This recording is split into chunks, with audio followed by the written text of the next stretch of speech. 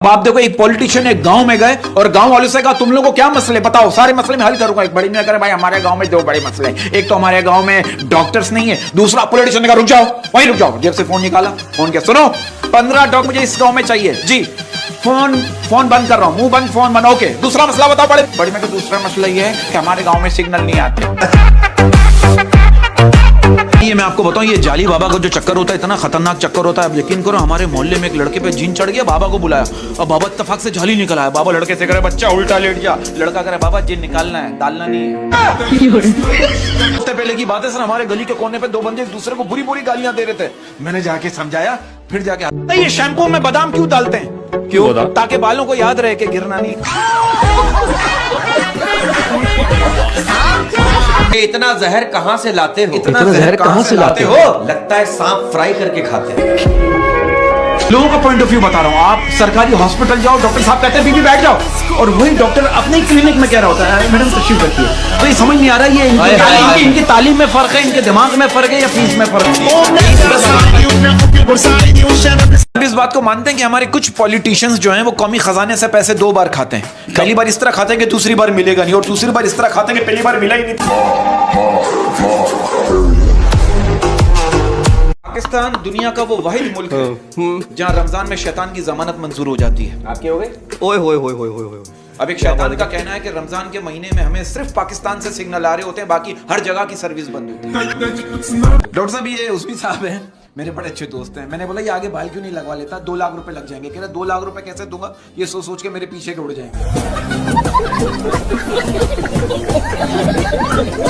आपको पता है हमारा कौमी झूठ किया है इस मुल्क में क्या? आपसे मिलकर बहुत खुशी हुई। हमने भी जॉब की 1992 में, मैं एक पहली बार जॉब के लिए गया। उन्होंने मेरी सीवी देखकर कहा अभी हम आपको शुरू में 15,000 रुपए सैलरी दे रहे हैं, बाद में 30,000 रुपए कर देंगे। मैंने बोला ठीक है, फिर मैं बाद में आ जाता हूँ। कभी ऐसा हुआ अहमद साहब, किसी खातून को आपने कहा फासला रखें मोहतरमा, फिर आप ही को नंबर देने में मौत आएगी?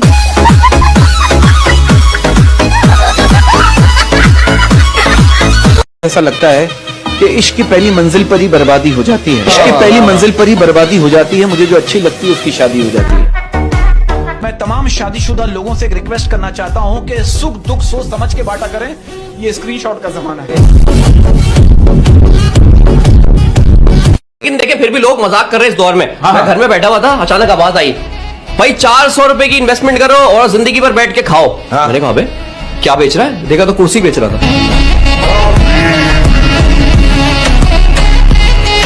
दोस्त का कजन है, वो शराब से तंग आकर बोतलें तोड़ने लगा। एक तोड़ी तेरी वजह से मेरी नौकरी चली गई, दूसरी तोड़ी तेरी वजह से मेरा घर चला गया, तीसरी तोड़ी तेरी वजह से मेरी बीवी चली गई, चौथी उठाई वो बरी हुई थी, उसे रख कर तू साइड पे हो जा, तेरा कोई कसूर नहीं। अमीर आदमी जब किसी जुर्म में फंसता है तो वो जज कर लेता है, और जब गुनाहों में फंसता है तो वो हज कर लेता है। बंदे का कहना है कि अगर बेटियां सबकी अच्छी होती है और तरबियत भी सबकी अच्छी होती है तो फिर इतनी खतरनाक बीवी आती कहां से? यकीन करें, मेरे दोस्त के घर डाकू घुस के सारा सोना लूट के ले जा रहे थे। जाते हुए जानमाज भी ले जाने लगे। वो घर का मालिक कह रहा है यार जानमाज तो छोड़ दो। वो डाकू क्या कर रहा है, मैं मुसलमान नहीं हूं, मैं नमाज ना पढ़ूं।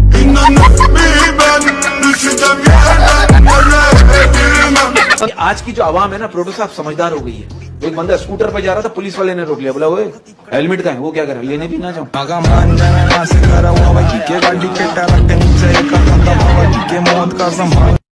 एक बच्चे का कहना है कि काश कोई ऐसा कमाल हो जाए, काश कोई ऐसा कमाल हो जाए, काश कोई ऐसा कमाल हो जाए, इस दुनिया से पढ़ाई का इंतकाल हो जाए। हमारे इलाके में एक बड़ी मियां रहते हैं, जब भी इलाके में किसी की शादी होती थी ना, मेरा गाल खींचे कहते बेटा तुम्हारी बारी है। अब उन्होंने कहना छोड़ दिया। अब उन्होंने कहना छोड़ दिया। क्यों? अब जब भी इलाके में किसी का इंतकाल होता है मैं उनके गाल खींचे कहता हूं चाचा आपकी बारी है। हमें अपनों ने लूटा, हमें अपनों ने लूटा, हमें अपनों ने लूटा, गैरों को हम खुद लूट लेते हैं। अच्छा, लोगों की बातें होती, कुछ लोगों की बातें सुन लो ना यार। मैं कल सारी रात बिस्तर पे लेटा और मैं सोचता रहा कि हम चप्पल के बगैर तो चल सकते हैं, मगर चप्पल हमारे बगैर नहीं चल सकती।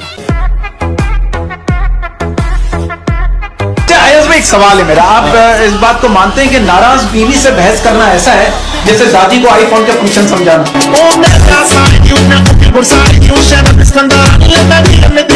अच्छा डॉक्टर साहब, मुझे एक बात बताइए, ये बात सच है हमारे यहाँ जब कोई बीमार होता है ना तो उससे अपना मूड भी खराब रखना पड़ता है, वरना लोग समझते हैं यार ये ड्रामा कर रहा है।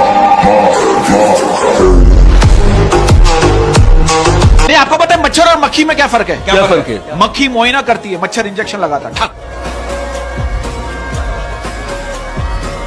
ये इंश्योरेंस वालों का प्रॉब्लम है, एक जनरल बात कह रहा हूं। आप इंश्योरेंस वालों के पास 1 घंटा बैठ जाओ, वो आपको यकीन दिला देगा कि जीने से ज्यादा मरने में फायदा है। भाई इसी बात पर किया है कि लोग हमसे जल रहे हैं, लोग हमसे जल रहे हैं। लोग हमसे जल रहे हैं, इसका मतलब हम सही चल रहे हैं।